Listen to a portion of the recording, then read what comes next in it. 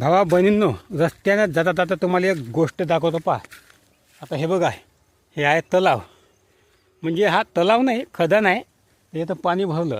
तर तुम्हाला एक गोष्ट सांगतो. पोळ्याच्या पहिलं मी एक व्हिडिओ काढला होता सुमित्रा मोहितकर या चॅनलवर.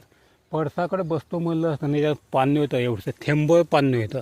पण पोळ्यापासून एवढा पाणी चालू झाला भावांनो का पूर्ण ह्या का म्हणते पूर्ण वर्षा ऋतूचं पाणी या 15 पाऊण महिन्यातच पडला. एवढा पाऊस झाला, रोजचा पाणी. शेतकऱ्याच्या नुकसानी केल्या आणि एवढं पाणी भरलं. एवढं पाणी वाढून का फायदा? आमच्या सगळ्या लोकांच्या नुकसानी झाली. दुःखी म्हणून आम्ही घराकडे चाललो.